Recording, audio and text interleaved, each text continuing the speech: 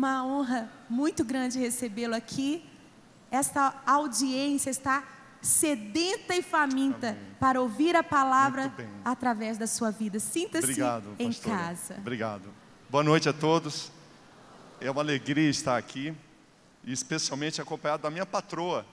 Por favor, Ellen, levante. Por favor, levante para a gente, todo mundo te ver. É minha querida Ellen, minha esposa, que também foi a minha discipuladora. Ela me ganhou para Jesus, que coisa linda. Coisa linda. Ela foi corajosa, porque o cidadão era difícil. A velha criatura, eu digo. Agora eu estou transformado. Uma alegria tão grande estar aqui. E eu queria me apresentar para vocês de uma maneira muito simples. Procurador da República. Eu estava vendo aqui o Rogério Greco. É uma personalidade que eu tenho os livros dele no meu gabinete. Eu uso o Rogério como referência. E tenho uma alegria muito grande, viu, Rogério? Eu queria trocar com você, porque o Rogério é um referencial para nós. Um referencial. E tantos outros, né? Tanta gente boa que está à nossa volta. Mas o Procurador da República é alguém que investiga o mal. A gente se dedica a isso. Deixa eu saber a idade de vocês. Responda com sinceridade. Quem lembra da Operação Anaconda? Pouquíssimos. Quem lembra tem mais de 50 anos. Então, você pede bênção para ele aí. Quem levantou a mão, você pede bênção. A Operação Anaconda foi um trabalho que eu fiz há 20 anos, 15 anos atrás. E investigava a corrupção em várias esferas da Justiça Federal, da Polícia Federal, da Receita Federal e do crime organizado. Esse foi meu trabalho que me notabilizou. Eu fui um investigador, procurador da República. Coordenava vários policiais federais e muitas vezes investigava a própria Polícia Federal. A Operação Vampiro, quem lembra? Ninguém. Vocês não leem jornal, entendi. Quem lê jornal aqui? Dr. Shelby, o senhor está desatualizado. Hoje em dia não se lê mais jornal. Ok, eu sou da geração B. Eu quero dizer para vocês que essas operações, a Operação Vampiro em especial, ela identificou um sistema de corrupção nas multinacionais que lidam com sangue. Por isso o nome Operação Vampiro. Então esses trabalhos na Procuradoria da República em Brasília trouxeram muita gente para a cadeia. Eu falava com então o ministro da Justiça do Lula, ele tinha um nome especial, sabe qual era? O Márcio Tomás Bastos? Deus. Era assim que ele era chamado. E vocês sabem, mesmo ateu, eu me encontrava com Deus. É uma piada. Muito bem, muito obrigado por vocês estarem prestando atenção. E o Márcio Tomás Bastos era quem fazia era um advogado muito conhecido em São Paulo, ministro da Justiça no primeiro ano, no primeiro governo do presidente Lula. Então eu quero trazer essa bagagem para vocês, e eu vou falar algumas coisas sobre um trabalho paralelo. Ao mesmo tempo que eu era um procurador que combatia a corrupção, propondo ações criminais, investigações, nesses 26 anos eu também me dedico a defender a criança contra a corrupção. Então, ao mesmo tempo que eu estava em operações em São Paulo, eu estava dando palestras em escolas da periferia de Brasília, de Goiânia, São Paulo. Então, ao mesmo tempo que eu fui um procurador muito conhecido pelas minhas ações, também fiquei conhecido, menos, mas hoje sou mais conhecido por minha ação em defesa da infância contra a corrupção. Eu vou falar sobre duas corrupções. Eu vou explicar para vocês que existem duas lava-jato. Uma que todos conhecem, a que quebrou a Petrobras, aquela capitaneada por um governo socialista. Essa todos conhecem. Existe uma outra lava-jato. Existe uma outra esfera de corrupção que está na sala de aula do seu filho. Quem tem filho aqui, levante a mão, pais e mamães. Existe uma lava-jato na escola do seu filho, oculta. O objetivo não é dinheiro, mas é corromper a mente das crianças. E essa lava-jato, infelizmente, não está sendo levada a sério, nem pela igreja, e muito menos pelas autoridades. Aliás, as autoridades é que patrocinam essa corrupção. usando nobres propósitos. Eu vou mostrar tudo isso para você. Então, queria trazer isso para você como um referencial do que eu vou falar aqui hoje. Eu queria apresentar para vocês alguns materiais que eu trago. Eu escolhi dos muitos, 3 apenas. Falando sobre corrupção. Desliguem a televisão. Eu vou dar uma dica para vocês. Sabe quem manda? Quem manda é a secretária. Quando você quiser influenciar um juiz, influencia a secretária dele.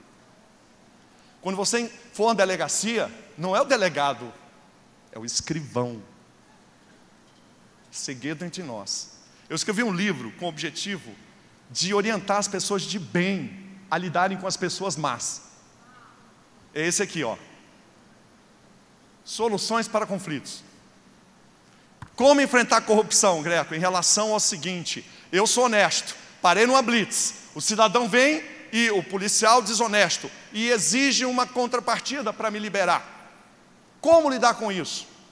Como eu, um comerciante honesto, diante de uma licitação que está toda fraudada, como é que eu vou lidar com isso? Então esse livro aqui é um livro de um procurador, de um promotor, que vai sentar no banco do motorista com você.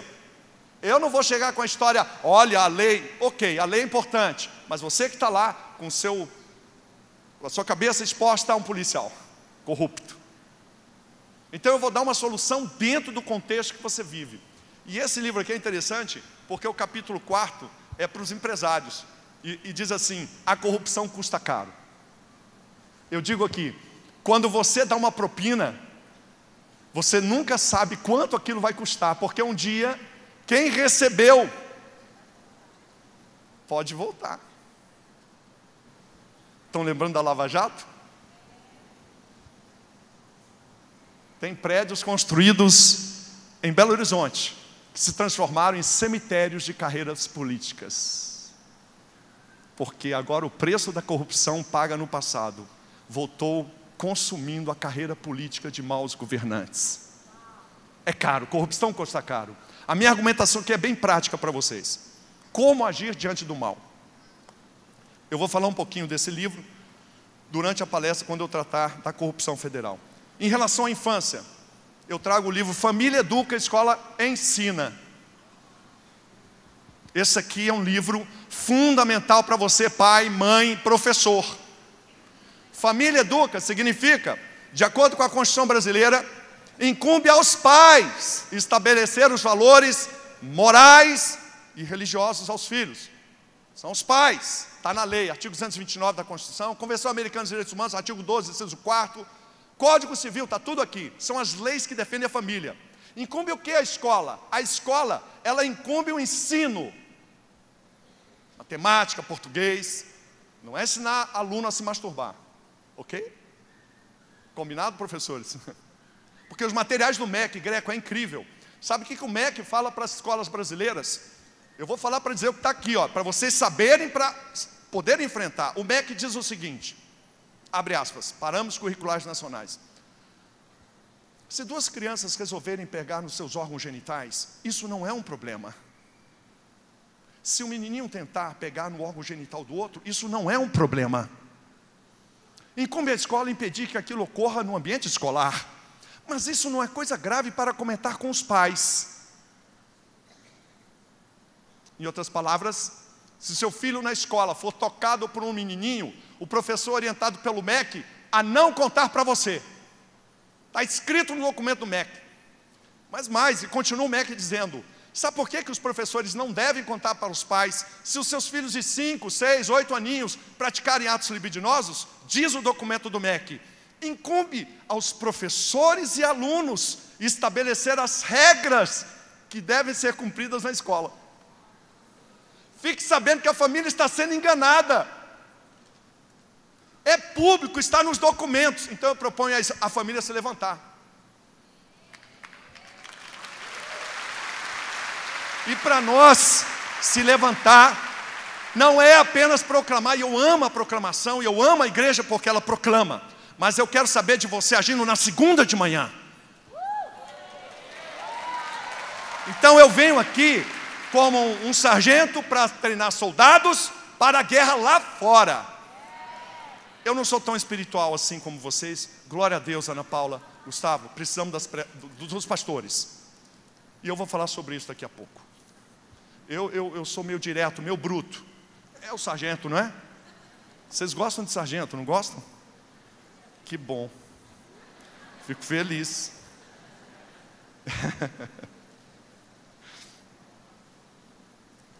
São esses três. Assim, tem um livrinho básico, né? Orientações sobre sexualidade infantil, que é um livro para quem é universitário aqui. Universitários, ou tem filhos universitários. Isso aqui é uma bazuca para os socialistas que estão fazendo na cabeça dos nossos meninos na faculdade. Bazuca. Leia isso aqui, que você vai ter moral para falar com um pós-doutor em socialismo que ele é um idiota. Mas você não vai falar assim. Você é educado. Eu falo porque eu não sou tão educado. Mas vocês lá não. O senhor está enganado.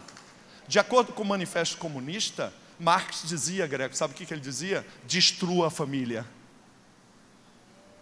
Está aqui o rodapé para vocês entenderem. Então eu vou dizer para vocês como enfrentar esses loucos.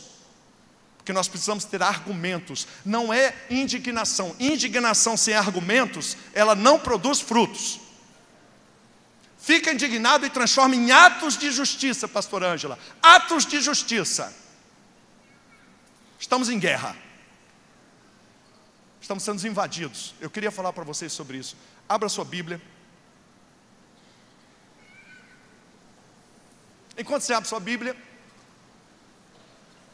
no livro de Êxodo, capítulo 17, versículo 8. Eu queria conhecer vocês, posso? Prometo que vão me responder? Então vamos lá. Para eu conhecer um pouquinho melhor vocês, sejam sinceros. Não minta. Senão o procurador vai te pegar. Deixa eu perguntar para vocês. Você está em um clube, ok? Onde é que você está? No clube. E vê uma criança se afogar. Pergunto, presta atenção, olha para mim. Qual a atitude mais espiritual a tomar? Opção A: ajoelhar-se, orar a Deus. Senhor, vocês estão rindo de quê? Presta atenção. Ajoelhar e clamar a Deus: salva essa criança, Senhor. Opção A. Qual a atitude mais espiritual? Opção B: pular na piscina e salvar a criança. Presta atenção. Eu sou teólogo formado em Harvard, que não tem curso de teologia. De modo que estou apenas brincando mesmo. Qual a atitude mais espiritual? Pular na piscina. Deixa eu ver se eu entendi vocês. Todo mundo concorda? Diante de uma criança se afogando, a atitude mais espiritual é pular na piscina e salvar a criança? É? 100%? Quem acha que é? Pronto, venceu a maioria. Caramba, quem está dormindo? Acordou agora. É um bullying. Eu amo isso. Dá uma cotovelada no olho da pessoa ao lado. Amo essas dinâmicas de... Oh, desculpa, cotovelada não, balança. Não vão pegar esse hábito, hein? Cotovelada não. Deixa eu ver se eu entendi vocês. Então quer dizer que há momentos na vida... Presta atenção, gente. Então há momentos na vida que pular numa piscina pode ser mais espiritual do que orar? Ô Jesus de Nazaré, quem está falando não, hein? Agora ficou doido. É uma ola? Não. Sim. Tem uma ola aqui. Vou repetir. Eu não vou repetir a primeira pergunta. Para os que acham que pular na piscina é a atitude mais espiritual, deixa eu ver se eu entendi vocês. Para os que acham isso. Tem uma irmã que está gritando um não ali, que é uma beleza.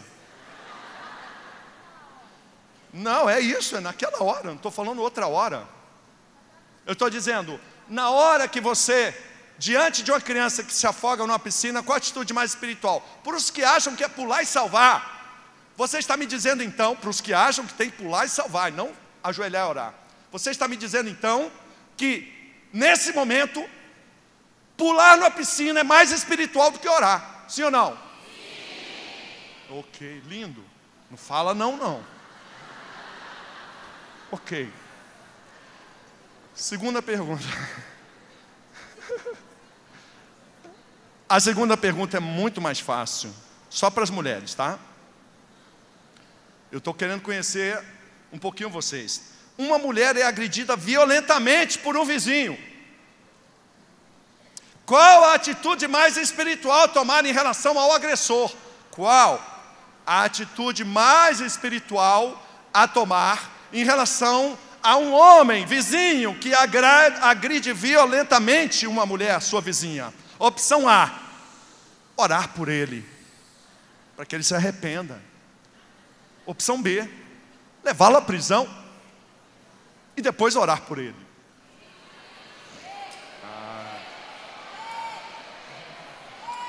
Deixa eu ver se eu entendi vocês. Vocês estão dizendo que há momentos na vida em que levar alguém à prisão é tão urgente quanto orar por ele.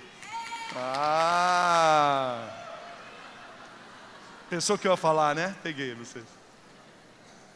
O que eu estou dizendo para vocês? Eu estou entendendo vocês agora. Eu estou entendendo que há um consenso aqui de que toda a sua vida é espiritual. E que, portanto, quando você pula numa piscina e salva uma criança que está se afogando, você não vai orar para o Senhor trazer anjos. Não. É você mesmo que é o anjo. É isso. Deixa eu ver se eu estou entendendo. Eu quero entender de vocês então, que pode ser que quando você troque, agora com as mamães, quando você troca a fralda do seu bebê, você pode estar louvando a Deus, igualzinho quando canta na igreja, é isso? Deixa eu ver se eu entendi vocês. Vocês estão dizendo então que quando vocês corrigem seu filho com amor, com a vara e com amor, quando vocês têm uma correção, vocês estão agradando a Deus assim como pode estar agradando quando oram.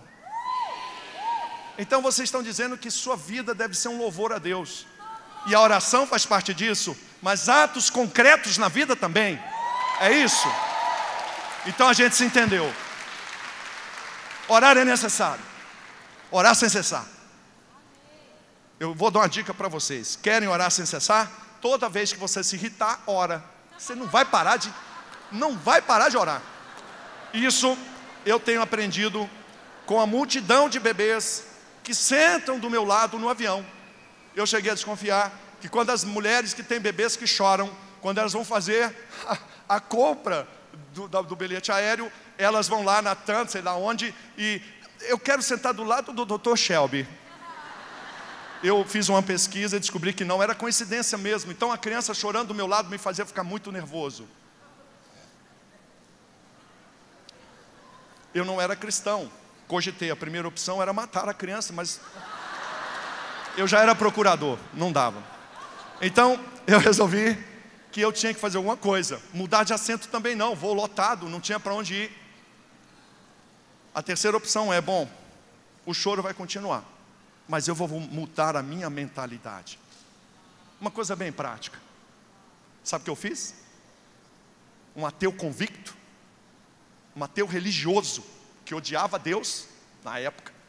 Eu fiz assim, eu vou começar a pensar o seguinte: quando a criança chorar do meu lado no voo, que eu viajava muito, gente, era 5, 3, teve semana que eu viajei 5 vezes, eu fui e voltei de Belém no mesmo dia.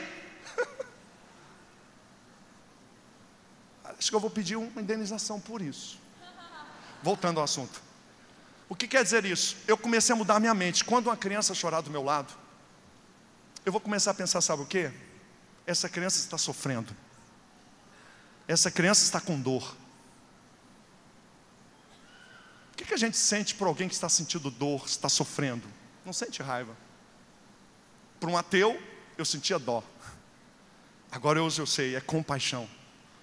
Coisa linda. A conversão muda até a nossa linguagem, fica lindo todo o nosso... Mas eu quero dizer que isso é um processo que a gente conquista. Não é Deus que vai fazer, não. É você com a sua cabecinha linda. E esses milhões que você investiu aí pintando. Carros e carros podiam estar na rua, Ana Paula. Mas as mulheres resolveram pintar seu cabelo e eu glorifico a Deus. Porque é um investimento e tanto. Continue investindo na sua unha. continue investindo no seu cabelo, viu, mulher? Isso é de Deus. O homem tem que trabalhar para pagar. Eita!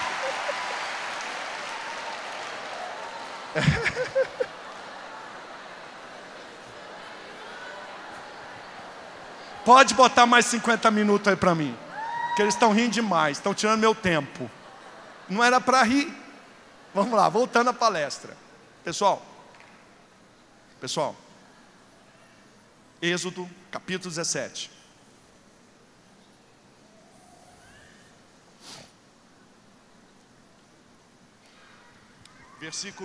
Versículo 8 ao 14.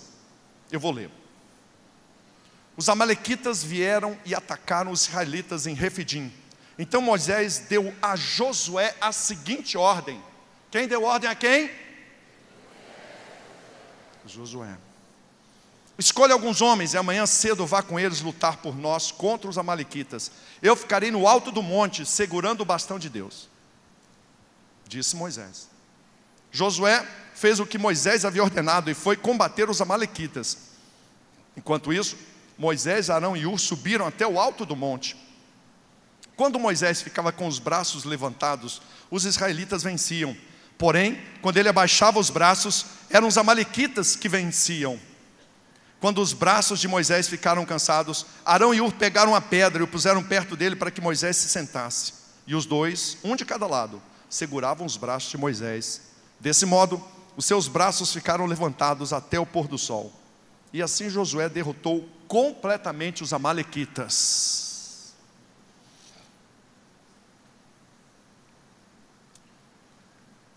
Aqui nós vemos duas posturas. Eu quero fazer uma introdução rápida com vocês. Existe o profético, existe o tático. Toda a nossa vida é permeada por isso. Existem as proclamações, as orações, as intercessões. O louvor é profético. Qualifico assim para descrever aquilo que a Bíblia diz da ação espiritual pura dos cristãos. Orai um pelos outros, intercedei. O jejum é profético. Profético diz respeito ao preparo espiritual, discernimento, saber o momento de agir, ouvir a voz de Deus é profético. Mas todos nós temos momentos na vida que temos saído do profético e entrar na vida real. Agora é você, em carne e osso, em sala de aula, no seu trabalho, no ônibus. Agora é você dirigindo um carro. Agora você está no tático. O tático são as opções de vida. Furar o sinal, não furar o sinal. Aceitar a corrupção, não aceitar a corrupção. Isso é tático. Tático é enfrentar o inimigo, a mentira. E aqui abro um parêntese. Se você quer ter uma vida reta, uma integridade, combata a mentira na sua vida. A mentira é a antessala de praticamente todos os crimes do Código Penal. A mentira é a antessala de todos os problemas que eu e você temos. Porque pequenas mentiras minam o nosso caráter, minam a nossa capacidade de dizer a verdade até. Alguns de nós ficam tão contaminados pela mentira que nem a verdade mais reconhecem. São as atitudes táticas. No proféticos vamos muito bem. Se o marciano vier à igreja cristã evangélica brasileira, um marciano descer aqui numa aeronave e olhar o que falamos, o que profetizamos, ele diz, não, Jesus já voltou. Dentro das igrejas vamos bem no profético.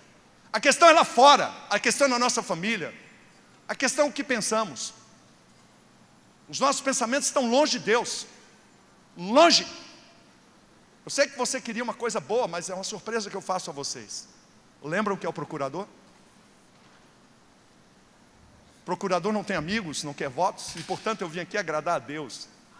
Quero dizer a você que essa palavra não é uma palavra para meninos. É uma palavra para pessoas que realmente querem buscar a Deus como eu. E não estou dizendo que eu estou aqui sendo infalível, não é isso. Precisamos combater a mentira. Seus mínimos, a menor mentira que você imaginar é uma porta aberta para o inferno. Então, se você quer um antídoto para combater a corrupção numa sociedade, comece a igreja a proclamar, e de forma feroz e persistente, não vamos dar a mão às mentiras. Mentira não. Então esse é o passo fundamental para a integridade do cristão. Combater as pequenas pedras. Alguém aqui já tropeçou no Everest? No Monte Sinai?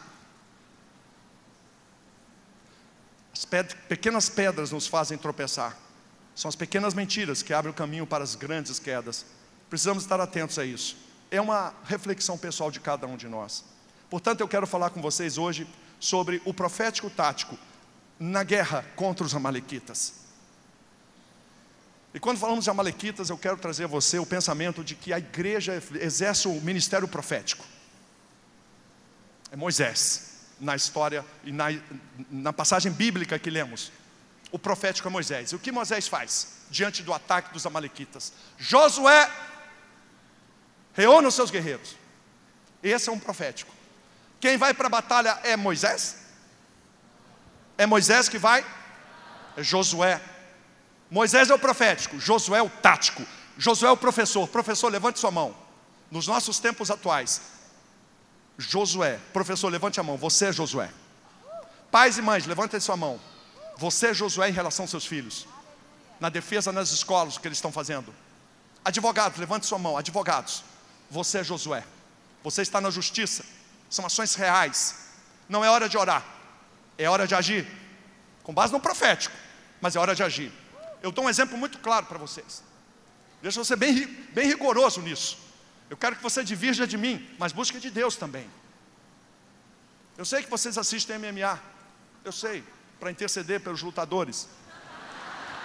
Eu entendo que a igreja está ali assistindo aquela carnificina e orando, não é assim? Não é? Lembro lá em Israel, a guia judia. O MMA de vocês teve origem aqui, onde os cristãos eram massacrados. Parei de assistir MMA. Mas eu sei que alguns de vocês continuam intercedendo, não é verdade? Pois bem, tomemos o MMA como uma representação da nossa vida. Ok, gente? Muitas vezes temos que entrar com gigantes. Até você entrar no octógono, você vai pensando, Deus é soberano, age sobre mim. Senhor, Deus, oh Jesus, é grande o bicho. O impedimento é grande. Não entrou no octógono, intercede, ora, jejua. É mesmo para entrar?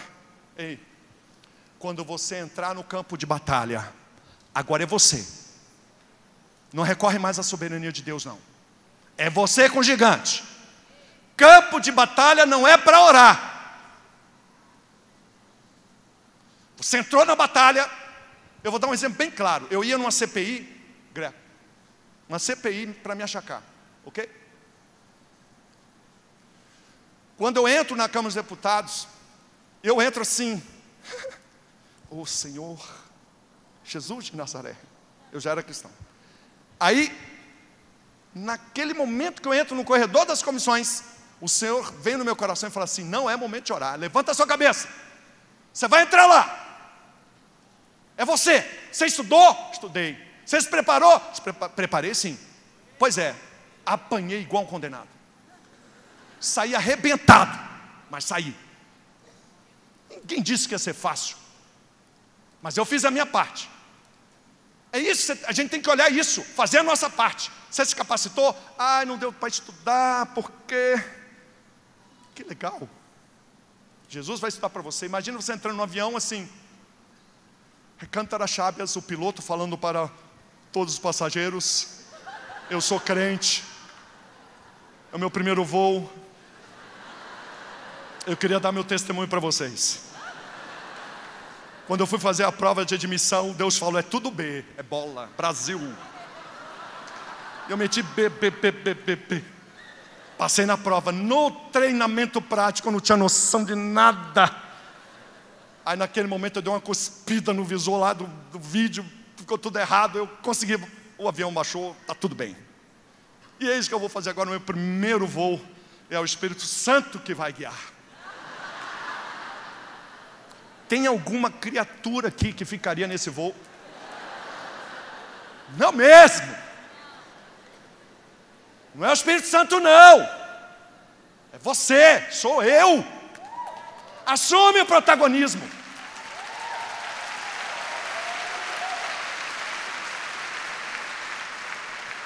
Esse protagonismo o cristão precisa assumir. E nós só podemos assumir protagonismo com conhecimento, com estudo, capacitação. Antes de estudar, Senhor, eu não entendo nada disso, capacita. Ora, aí você faz o que você quiser, planta a bananeira, senta lá e começa a estudar. Pede a capacitação, mas senta e estuda. É assim. Foi comigo assim, foi com um monte de gente assim. É você, são seus desejos. Assuma os seus desejos. Pede para Deus dar livramento. Para que comprar um Chevette 85? Se liberta.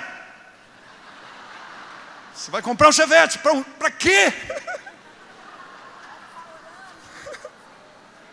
Mas tá bom, gosta, tá bom, gostou. Então, tem essas coisas. Mas é você que quer o Chevette. Não fala que é sua mulher, não. Deus me falou que é o Chevette. Não, é você que está pegado aos anos 80. E aí você quer um Chevette, mas tudo bem. Não fica com raiva de mim não, mas porque às vezes você tem que desapegar. Agora tem carro melhor. E a corrupção é isso. Precisamos guardar a nossa mente. E o que nós estamos vendo no Brasil, e eu creio no protagonismo, como falaram aqui da igreja, pastor Gustavo, a igreja assumindo o protagonismo na formação ética. As nossas leis estão encharcadas de valores cristãos. As nossas leis ainda são boas. Só que em muitas batalhas, a igreja não deve recorrer à Bíblia. Esse é um erro fatal. Porque como cidadãos, nós devemos conhecer os nossos direitos e deveres, segundo a lei. Está na Bíblia. Existe a Constituição, existe o Código Civil, existe o Estatuto da Criança e Adolescente. Existem leis que conferem direitos e deveres. Essas leis são armas espirituais. Entendo o que eu estou lhe dizendo. Estamos lidando com uma batalha terrível. Na corrupção que estamos vendo, eu digo que é uma lava-jato visível, que todos conhecemos. Aqui está lá em Curitiba.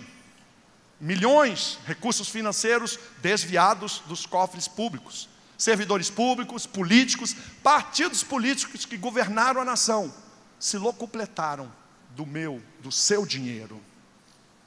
Essa é a lava-jato visível.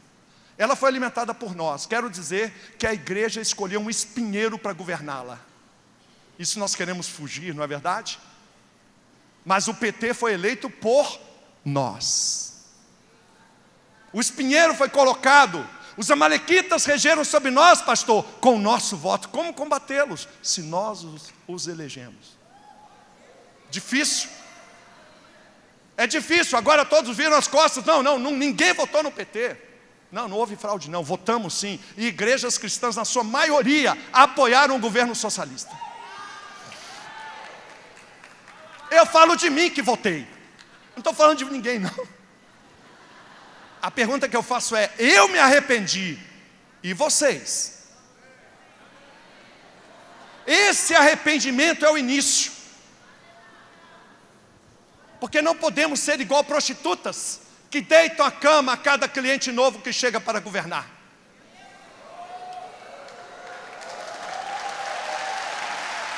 O arrependimento é o começo. A igreja devia estar chorando. A igreja devia estar chorando. Nós vamos entrar em mais uma cama. Mais uma cama. Para quê? Não vai casar com você, igreja. Vai te usar de novo. Eu tenho um exemplo muito triste. Um pastor, uma liderança nacional, chorou em Chapecó comigo. Eu dei uma palestra lá sobre família Duque Escola Ensina. O pastor chorava. O senhor tem que vir à minha capital. Fui. Tem que dar palestra na minha igreja. Dei, uma grande igreja. Ele chorou de novo. O que estão fazendo com as crianças não pode. O governo socialista está fazendo horrores com as crianças. Sabe o que aconteceu na eleição municipal passada? Aquele pastor que chorou, aquele pastor que disse comprometido com a defesa da infância, vota nos socialistas para governar a sua cidade. Por um nobre motivo. O que vocês acham? Lote. Terreno.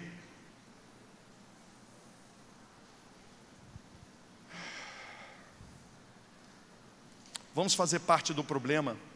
Eu não estou aqui acusando ninguém. Eu faço parte desse corpo que está doente. Precisamos fazer parte dos que estão doentes, para poder legitimidade para falar para eles, para ajudá-los também. Mas devemos enfrentar o corpo doente. E a igreja se cala, por lote, por dinheiro para show, por cadeira, a igreja faz o que for necessário. Precisamos mudar essa história. É fácil falar dos corruptos. Nós começamos a combater a corrupção dentro da nossa igreja, mas de uma maneira justa. Não é acusando a liderança, não. Quando houver dúvida, nós vamos à liderança. Precisamos ter abertura de falar. A dúvida, vamos à liderança. Às vezes não é o que pensamos. Não podemos ser também precipitados e injustos. Mas as coisas têm que ser ditas. Não somos vaquinhas de presépio. Precisamos ter também a maturidade de apresentar fatos e as lideranças poderem falar, não é nada disso, aconteceu isso. O sol da justiça brilhe nas igrejas brasileiras. Deus quer usar as igrejas. Eu creio que esse é um chamado dos últimos tempos. E a corrupção que falo sobre a esfera pública, que tem, para nós termos legitimidade para falar para o poder público, primeiro precisamos nos arrepender. Depois de nos arrepender, precisamos ter a prática justa. Começando pela nossa casa, agora falando com pais e mães. Também não podemos condenar os nossos filhos sem ouvi-los. A justiça brilha para todos. Quantas vezes condenamos um filho porque achamos que é assim, foi ele que fez? Não. Você, em relação ao seu filho, é um juiz, e o juiz tem que ouvir o réu. Façamos também na nossa casa o sol da justiça brilhar. É importante isso. Coisas pequenas, não é? Mas fazem a diferença. Os filhos vão ver na gente sempre a opção. Meu filho, me conta. Esse ketchup no sofá branco da mamãe. Conta a história. Fala. Não pode ser igual às mulheres, hein? Fala. Fala. Fala. Fala. Fala, Guilherme. Sim. Fala, Gustavo. Fala. Calma, você não deixa eu falar? É que já condenou no coração, né? É brincadeirinha, por favor. Me arrependi. Bom, vamos voltar aqui. Não pode ser assim. Quando você vai ouvir alguém, é sincero. Concordam, gente? A gente não pode ouvir, já condenei. Pode falar, mas já condenei. Não pode, não faça isso. Eu sei que o tempo voa. E eu quero apresentar para vocês. Se de um lado eu apresentei a Lava Jato, que nos choca a cada capítulo, e mostro que também a igreja tem uma participação nisso, ao eleger o Espinheiro para governar a nação. E agora temos a obrigação de nos arrepender como um corpo sincero, verdadeiro. Agora também temos um dever em relação à Lava Jato oculta. O que é a Lava Jato oculta? Um grande projeto político de corrupção da mente, de corrupção da inocência das crianças, que está sendo executado em salas de aula do Brasil. Você vê na mídia, ok? Na mídia é público, mas ninguém é obrigado a assistir a mídia. Estar em sala de aula é obrigatório, gente. A televisão, sim, tem problemas gravíssimos, mas você pode mudar o TV, você pode tirar a TV da sua casa, você pode limitar seus filhos a assistir. Algum pai aqui já esteve em sala de aula com o filho? Não é permitido. Há um segredo na sala de aula. As crianças estão sozinhas com professores. E o que esses professores estão ministrando para os seus filhos? Quero dizer, antes de mais nada, há ainda no Brasil a prevalência de uma maioria de professores e professoras que são homens e mulheres de bem. Ok? Há ainda nesta geração, prevalece. Qual o percentual? 3:7. 3 maus para 7 bons.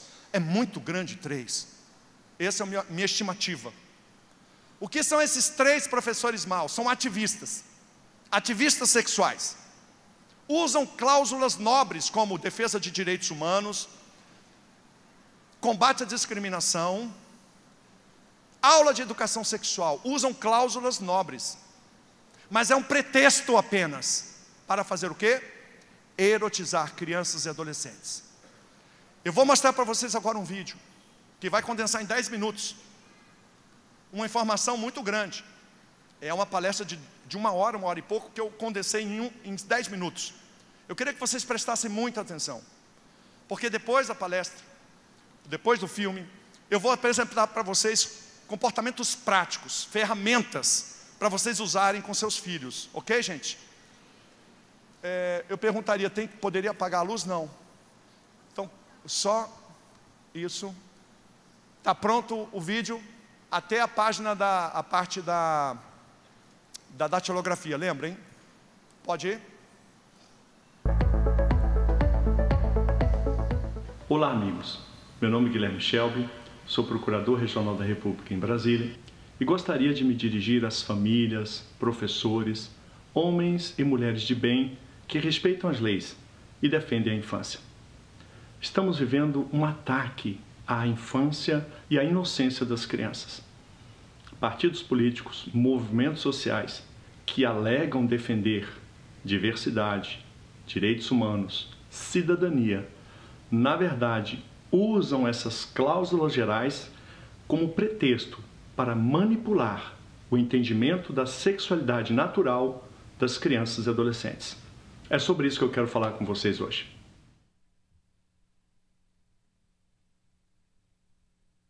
Os que pretendem manipular abusivamente a sexualidade de crianças e adolescentes utilizam algumas palavras-chave, por exemplo, gênero, identidade de gênero, ideologia de gênero. O princípio central na mente desses ativistas sexuais é que a criança tem direito ao prazer sexual e que a criança deve ter autonomia de vontade sexual. O direito ao prazer sexual significa, segundo esses ativistas, que a criança tem direito a se masturbar, conhecer seu próprio corpo, e ninguém, inclusive a família, pode se opor a isso. Quanto à autonomia de vontade sexual, segundo esses ativistas, é necessário que as crianças possam exercer livremente suas decisões quanto a manter atos libidinosos, quanto a conhecer os atos libidinosos adultos, por exemplo, acessar sites para ver como se faz o sexo entre adultos, entre homens, mulheres, tudo ilegal, tudo abusivo.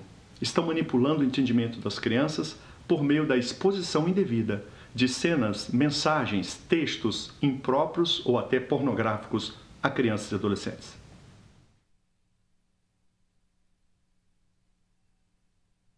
Os ativistas sexuais da ideologia de gênero usam cláusulas gerais como cidadania, direitos humanos, bullying ou o combate à discriminação. São apenas pretextos para que, na verdade, pratiquem ilegalidades. O objetivo é gerar nas pessoas a ideia de que estão fazendo bem, combatendo discriminação, ministrando aulas sobre direitos humanos. Mas quando vamos ver o que de fato estão fazendo, verificamos que estão praticando ilegalidades. O Código Penal e as leis brasileiras proíbem apresentar a crianças e adolescentes imagens pornográficas, obscenas ou que violem a sua dignidade humana especial. É sobre isso que quero apresentar agora alguns exemplos reais de como a ideologia de gênero funciona na prática nas escolas brasileiras. A ideologia de gênero propõe admitir que crianças pratiquem brincadeiras sexuais desde que consensuais. O que significa isso? Significa que crianças, deixadas à própria sorte, se tocam intimamente, se praticam atos libidinosos, beijos, sexo oral, essas crianças têm autonomia de decidir sobre isso. Por exemplo, no ensino infantil, crianças de 5, de 6 aninhos são deixadas à própria sorte em sala de aula. Se houver toques íntimos entre elas, o professor não deve intervir. Essa é a orientação central da ideologia de gênero. Deixe as crianças decidir livremente sobre sua sexualidade.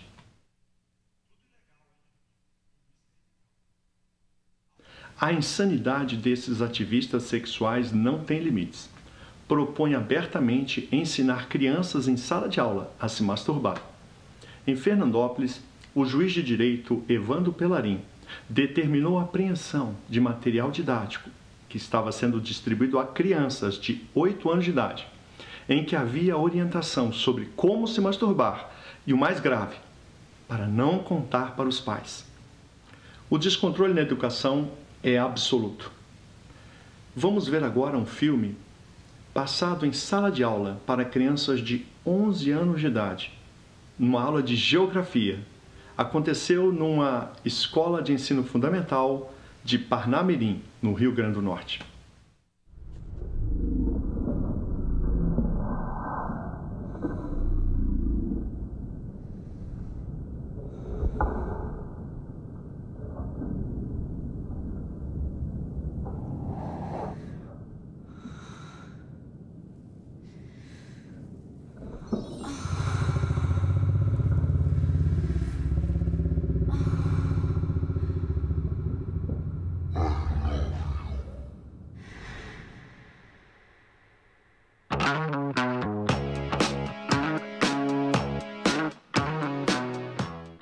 O que acabamos de assistir é a prática de um crime grave em sala de aula.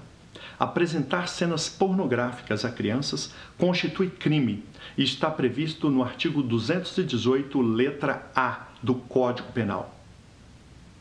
Além disso, o professor praticou o crime do artigo 232 do Estatuto da Criança e Adolescente, que prevê pena de até 2 anos de prisão.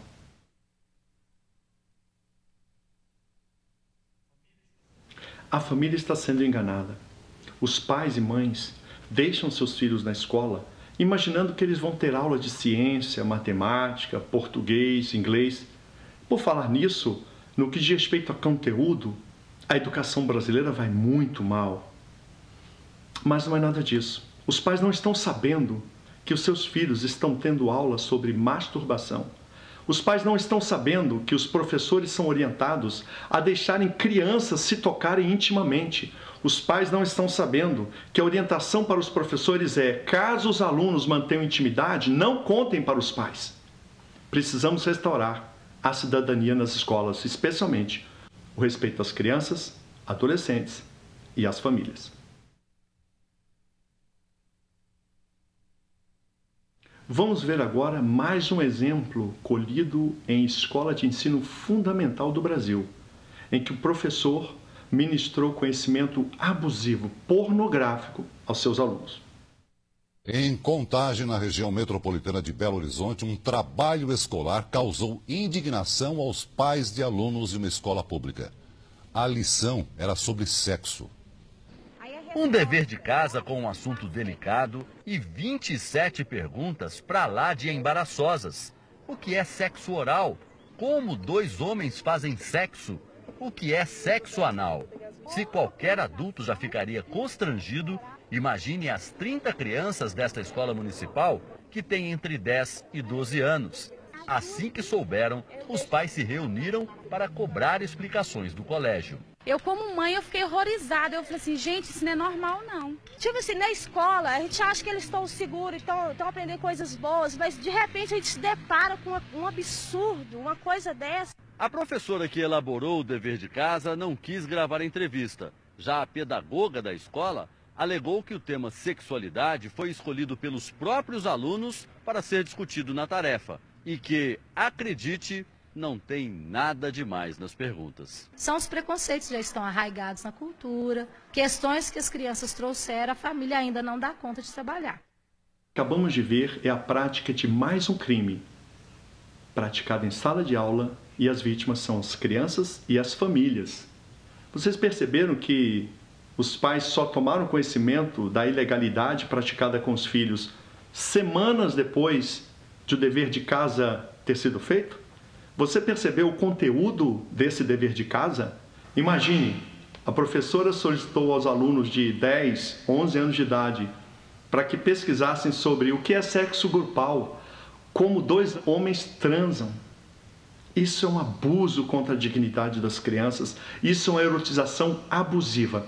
E o que esse caso nos revela? Pesquisem o que o MEC fez diante desse caso rumoroso e público. Nada. Pesquisem para saber se a escola foi punida, se a professora recebeu alguma advertência, ou se essa coordenadora, que alega que é preconceito e incapacidade da família, se ela sofreu algum tipo de advertência. Vocês vão descobrir que nada ocorreu. Na verdade, este caso revela que ideologia de gênero consiste exatamente nisso: apresentar temas da sexualidade adulta a crianças em desenvolvimento. Isto é indevido, é impróprio e pode ser até crime, de acordo com o Código Penal, de acordo com as leis brasileiras. Crianças merecem respeito. Agora é a guerra. Presta atenção. É o sargento falando.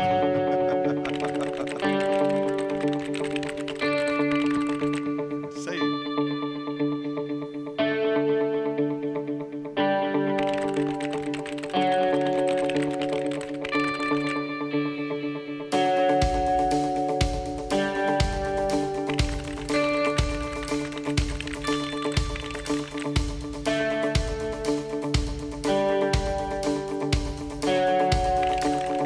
Os advogados sabem muito bem o que fazer. Vamos lá, igreja! Mobilize as famílias de alunos, professores honestos, igrejas. É preciso ação política também. Conheça as leis e decisões da justiça sobre o tema. Amém, igreja? Pergunta final. A pergunta é para orar, igreja? É para chocar vocês. Quem é Josué aqui? Levanta sua mão, Josué.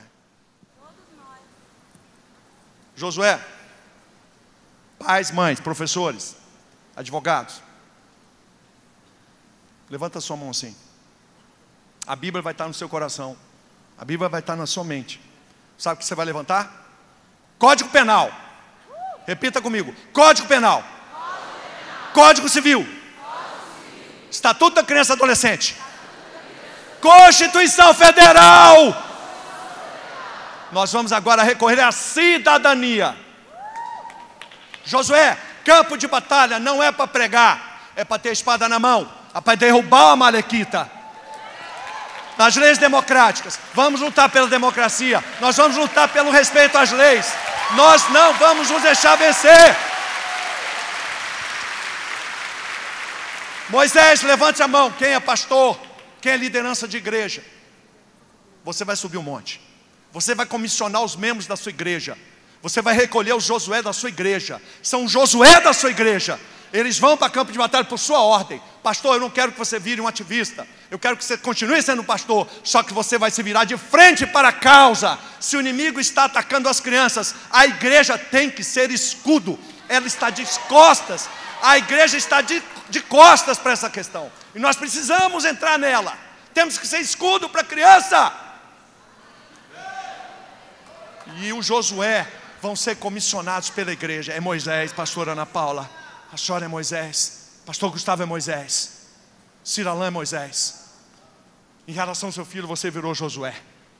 Em relação ao seu filho, você é Josué. É guerra lá na escola do seu filho. E não é guerra para chegar lá. Ore, claro que ora. Pessoal, por favor, eu sou convertido. Se você está pensando no doutor Shelby, é que eu quero chocar você, para mostrar que em momentos da vida, mais espiritual do que orar é agir. Tem momentos na vida que é assim. Os anjos ficam ministrando, a gente ministra, profetiza, mas tem que agir. É essa ação ordenada. Por isso, Família Educa, Escola Ensina, pessoal. Esse é o meu último grito para vocês. O Senhor me mostrou, o sol está se pondo sobre essa causa. E nós estamos mal nela. Se a noite vier sobre isso, será ranger de dentes. Qual que é a boa notícia? Sabe qual é a boa notícia? O sol ainda não se pôs. Ainda há tempo. Ainda há tempo. Eu trago as decisões dos tribunais, ministros, Superior Tribunal de Justiça, dizendo assim: o direito de educar o filho é da família. Leia esse trem aqui, pelo amor de Deus. Pelo seu filho. Eu não sei o que eu faço mais. Eu clamo nas ruas do Brasil. Eu vim aqui com esperança. Cadê os homens? Não tem homens que se levantem. as crianças sendo sacrificadas. Eu grito sozinho e vou continuar gritando. Eu vou entrar na fornalha, eu entro. Mas eu quero que você brigue pelo seu filho. Ore sim, você tem que orar. É sim, temos que orar. Mas os amalequitas, nós vamos ter que ser na espada. E a espada, pessoal, são as leis. As leis estão ao nosso favor. As leis estão ao nosso favor.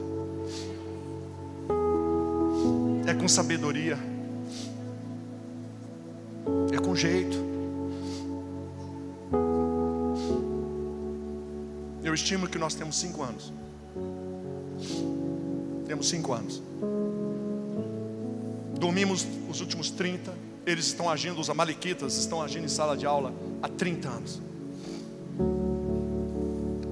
Clamar a Deus, sim. Primeiro se arrepender, nos capacitar. Temos 5 anos. Na minha estimativa, podem ser 3, podem ser 7. A tendência é que a justiça mude de opinião, se não exercermos os nossos direitos. Por isso os pais, mães, pastores precisam conhecer as leis que defendem os seus filhos. Existem promotores, juízes, delegados, estão prontos para ouvir a lei. A nossa voz vai ser ouvida, não quando clamarmos com esses promotores, não, é falarmos do Código Civil, não. O dever, o direito de criar e educar os filhos é da família. É verdade, está na lei, né, Rogério? Não tem como. A aula de educação sexual, como assim? Texto pornográfico, prenda o professor. Ah, você está querendo fazer alguma coisa em relação à masturbação? Vai preso. A gente tem que chegar em campo de batalha gritando. Ninguém chega em campo de batalha. Você acha mesmo que tem que erotizar as crianças, meu filho, professor? É assim que a gente chega? A gente pode até chegar com carinho. Faz assim, aí você. A 9 milímetros aqui. 9 milímetros é o Código Civil, o Código Penal. O professor sabe o que você sabe. Põe um 9 milímetros aqui, bate um papo com o professor. Professor, faz aí. Então, professor. Nada. Você tem que mostrar para a escola que você conhece as leis. Muitos professores não conhecem, eles estão precisando da nossa ajuda. Então o que eu estou propondo é cidadania. Por último agora, mulheres negras, se levantem. Mulheres negras. Mulheres negras. Mulheres negras. Mulheres negras. Mulheres negras. Mulheres negras. Mulheres negras.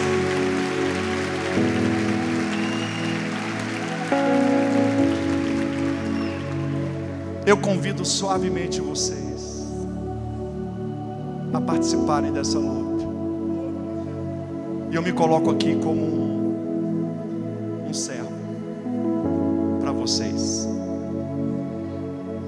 Não é minha vontade, é do Senhor. Deus me falou isso há algum tempo atrás. E eu venho buscando mulheres negras. Vocês viram o blog ali, infânciafamilia.com.br. Manda uma mensagem. Que planos você tem? É o seu filho? Eu me interesso por ele. Você quer falar para a sua cidade? Eu te dou ideias. Você quer falar para o Brasil? Vamos conversar. Mulheres negras, pastores, lideranças. Você vai chegar amanhã na igreja. Você vai pedir, mulheres negras, por favor. O procurador mandou. Reúna as mulheres negras da igreja e diga assim: precisamos de vocês. Essa causa, as mulheres negras é uma espécie de BOP espiritual. Se você não tem onde botar seu dinheiro, ajude uma mulher negra. Não estou dizendo porque elas estão precisando de ajuda financeira. Eu estou dizendo o seguinte: os projetos dela, seus projetos são superiores. Orem para o Senhor. O que é mulher negra? Que Ele não me falou até agora. Mas eu tenho no coração que vocês têm uma grandeza para esta causa que eu acabei de falar.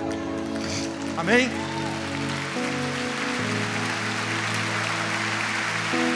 Espero. O tema é difícil, é tanta coisa. E a minha intenção é colaborar. Eu sei que a gente fica, a minha indignação às vezes me faz pecar. Não é legal isso. E eu me arrependo, e sempre eu peço perdão se eu fui muito agressivo aqui com vocês. Eu também estou em treinamento e não estou tomando nada de tarja preta, ok? Mas eu quero dizer para vocês que, mulheres negras, agradeço a Deus por esse tempo aqui, porque eu tenho certeza que eu vou me tornar, Deus fala no meu coração, em breve, um tijolo na parede. Você sabe o que é um tijolo na parede? A menina de Naamã, não tem nem nome. Deus fala, mas eu vou ser um tijolo. Em cima tem argamassa, tem a tinta. Porque eu não quero aparecer, pessoal. Eu quero que a igreja cresça, que as mães apareçam, que as mulheres negras brilhem. Eu venho aqui dizer para vocês, o membro não pode ser nunca um corpo. E que tal a mão servir o pé? Que tal o cotovelo servir o joelho? Se você tem um chamado, coloque esse chamado a serviço de outra pessoa. Que coisa linda. Deus abençoe.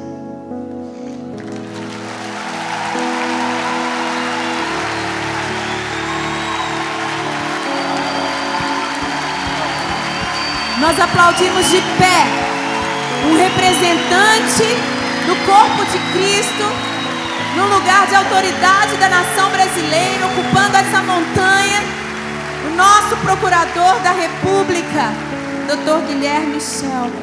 Muito obrigada, doutor. Muito obrigada. Nosso sargento. Nós vamos obedecer.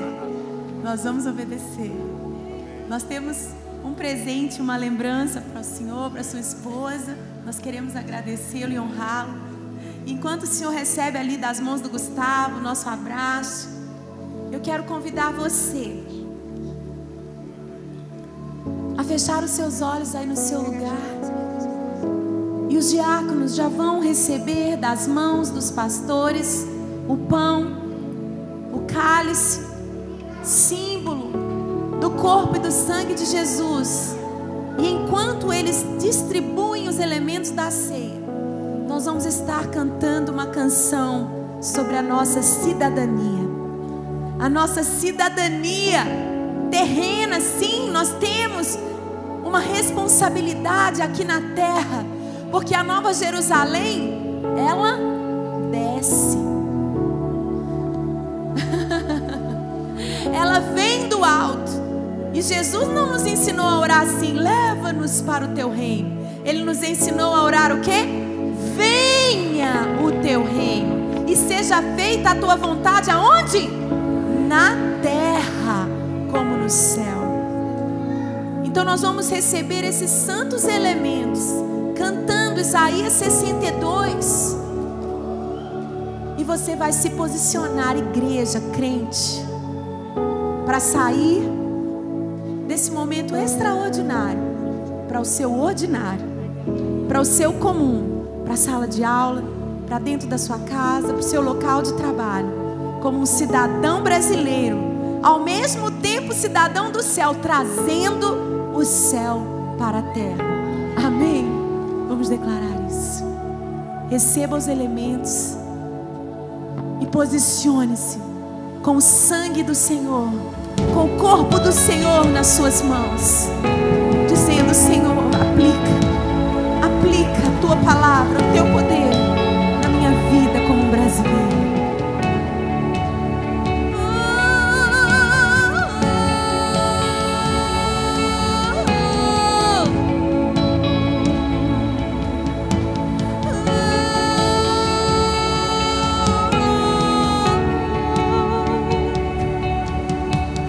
Por amor de ti, ó Brasil, não me calarei, nem me aquietarei. Sobre os teus muros, ó Brasil, pus guardas, que todo dia e toda noite jamais se calarão. Por amor de ti, ó Brasil, mas não se calem, paz, não se calem.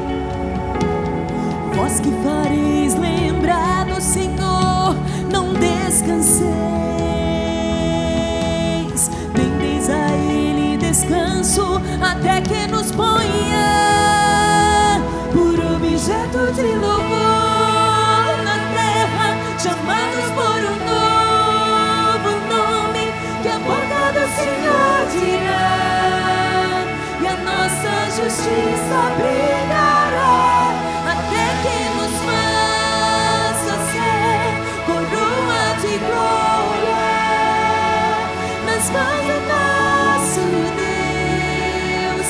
Por amor de ti, ó Brasil, não me calarei,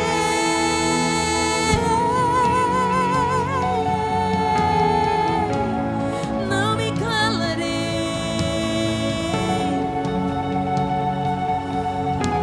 Levante o seu cálice diante do Senhor. Vós que fareis. Você vai fazer lembrar do Senhor, então levante o seu cálice diante dele e levante um clamor diante dele pelo nosso Brasil. Não me calarei, não me calarei,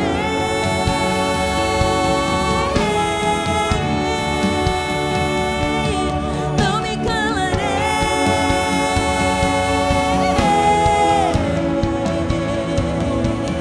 não me calarei,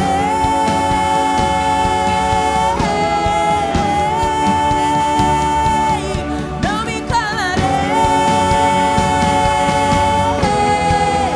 Posicione-se, igreja, posicione-se.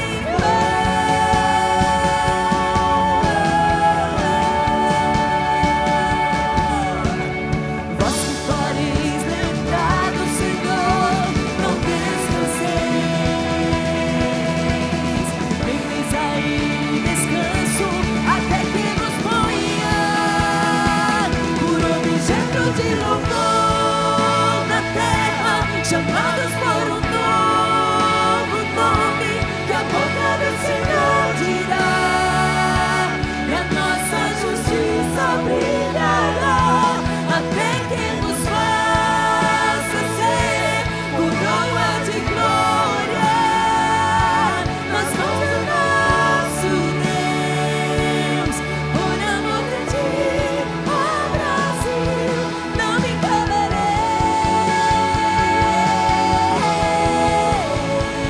Declare isso, não me calarei.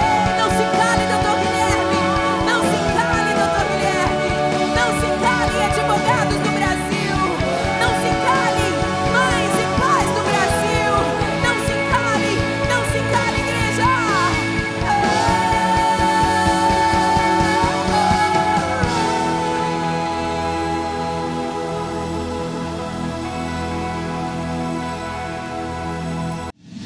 Para receber todas as novidades do canal, inscreva-se e, se curtir o vídeo, clique em gostei.